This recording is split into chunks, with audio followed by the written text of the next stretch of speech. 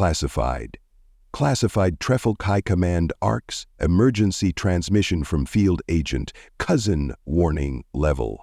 Maximum Species Survival Threat Date, 3 years post-initial contact. High Command, this is Agent Cousin, formerly Commander Redact, transmitting from what humans call the state of Jefferson, a breakaway territory comprising southern Oregon and northern California that achieved independence from its occupiers in 2044. It is a state of the nation called the United States still, but they treasure their independence from their prior state occupiers and present neighbors. It is all quite confusing. If you are receiving this message, disregard all previous assessments of human civilization. Everything we thought we knew was wrong.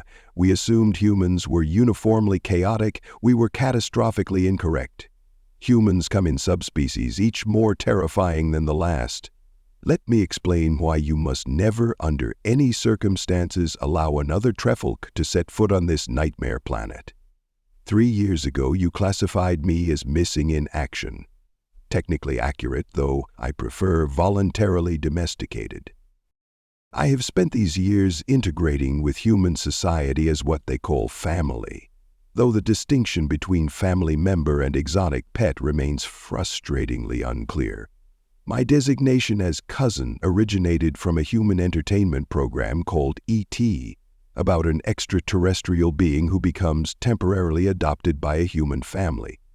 Jennifer initially called me E.T.'s cousin because, as she explained, "You're like E.T., but you stayed." The name was shortened to cousin for daily use. The humans find this designation both affectionate and amusing, though I remain uncertain whether it indicates familial status or clever pet naming. Jennifer, my primary human caretaker, recently underwent a ritual called marriage to another human designated as Jed.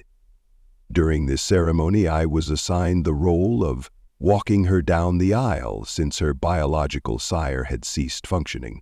This responsibility involved escorting her to the ritual altar while wearing formal clothing that served no protective function. The fact that they trusted me with this ceremonial duty suggests family status rather than pet classification. However, Jed also thanked me for taking such good care of our girl, which could indicate either perspective. The ambiguity persists. The marriage ceremony itself was relatively peaceful, humans gathering to witness two individuals publicly declaring their intention to share resources and living space permanently. Standard social bonding protocols. I was beginning to think I understood human civilization. Then I encountered the subspecies. The incident occurred last Tuesday during what Jennifer calls a normal evening. I was engaged in the human activity of channel surfing, rapidly cycling through entertainment broadcasts to find optimal content, when an unidentified human male breached our domicile security. This was not a standard territorial invasion. The intruder, whom news reports later identified as a Florida man, appeared to be operating under severe neurological impairment. He moved erratically, emitted guttural vocalizations, and immediately attempted to consume Mr. Whiskers. Not metaphorically, this human was literally trying to eat our cat's facial features. I attempted to intervene using standard Trefilk conflict resolution protocols, verbal de-escalation, rational discourse, and appeals to logical behavior. The Florida man responded by trying to bite my cranial appendages. Physical combat became necessary. However, my military training proved inadequate against an opponent who seemed immune to pain, unaffected by logic, and motivated by incomprehensible impulses. The Florida man was not merely aggressive. He was functioning according to rules that violated basic reality. I was losing. Mr. Whiskers was in mortal danger. I prepared to transmit my final battle report. Then the front door exploded. I do not mean opened forcefully. I mean the entire door frame disintegrated into wooden fragments as another human specimen crashed through it like a kinetic projectile. This new arrival was larger than the Florida man, wore what appeared to be outdoor work clothing, and carried a primitive projectile weapon that defied several principles of civilized warfare. "What in tarnation is going on here?" the newcomer bellowed in a vocal register that rattled our windows. The Florida man ceased his attack on Mr. Whiskers and turned toward this new threat. For approximately 2.3 seconds, they stared at each other across our living room. Then the newcomer raised his weapon, humans call it a shotgun, and discharged it directly into the Florida man's center mass. The sound was indescribable. The effect was immediate. The Florida man was launched backward through our kitchen window and landed somewhere in the neighbor's landscaping. "Y'all folks okay in here?" the newcomer asked, as if nothing unusual had occurred. This, I learned, was a Texan, though technically he was a Jeffersonian, as residents of this breakaway state prefer to be called. The distinction appears to be largely semantic. Both subspecies exhibit similar tendencies toward dramatic problem-solving and casual weapons deployment. Jennifer and Jed returned from their errands approximately 15 minutes later to find me cowering behind furniture, Mr. Whiskers traumatized but intact, our front door destroyed, our kitchen window shattered, and a heavily armed stranger in our living room calmly explaining recent events. Their reaction was not what I expected.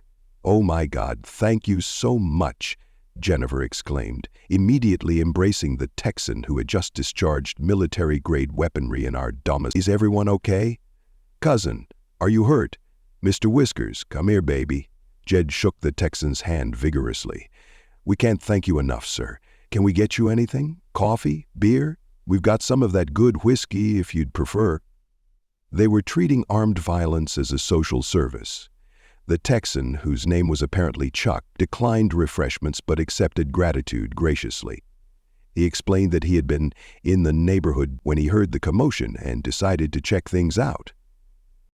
He also mentioned that Florida man incidents were pretty common and that we should probably get a security system. After Chuck departed, taking his shotgun with him, Jennifer turned to me with an expression I had learned to recognize as concerned caretaker. "Cousin, honey, are you okay? That must have been so scary."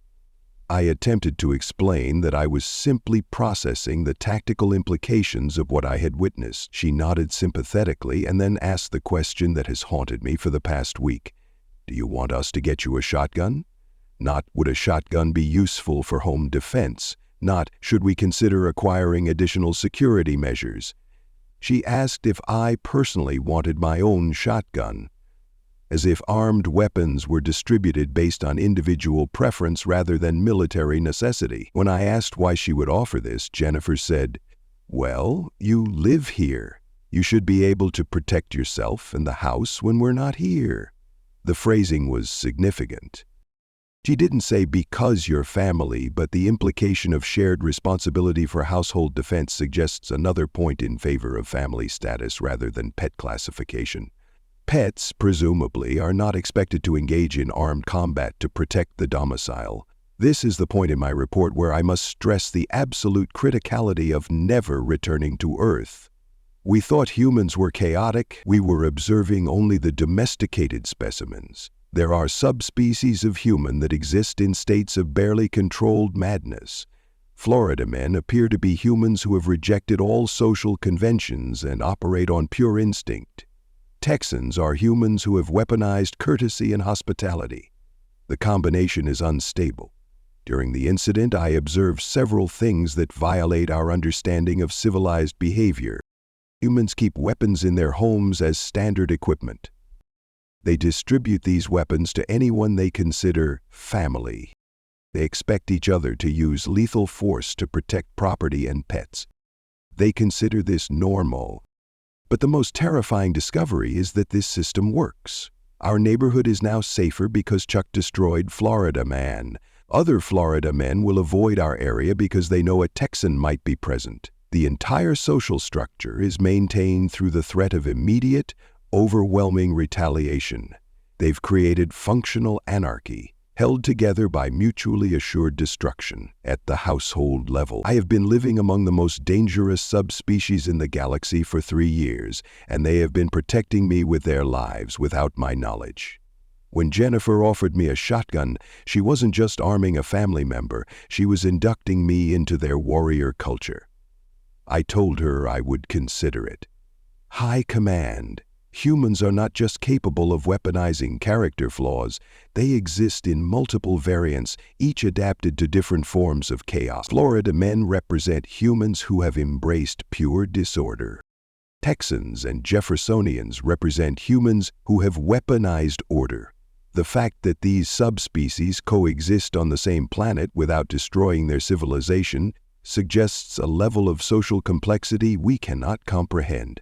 Never send another Trefalk to Earth. Not because humans are hostile, but because they will arm you and expect you to participate in their magnificent, terrifying culture of controlled chaos. I am no longer capable of objective reporting. I have been compromised by 3 years of human domestication, and yesterday I asked Jed to teach me how to operate a shotgun. He seemed pleased that I was taking family responsibilities seriously. I still don't know if I'm a pet or a family member, but apparently both classifications come with access to military hardware. May the ancestors preserve our species, because if humans ever decide to visit Trefalk Prime, they'll probably try to improve it. Agent Cousin. Trefalk Deep Cover Operations Status. Armed and dangerous. Current location, shopping for what humans call home security systems. Final warning. Do not attempt rescue. I am exactly where I belong, but for the love of all that is rational, never let humans near our homeworld. They'll try to help. Addendum, Jennifer just asked if I want to help her pick out nursery colors. I don't know what a nursery is, but she seems excited about it.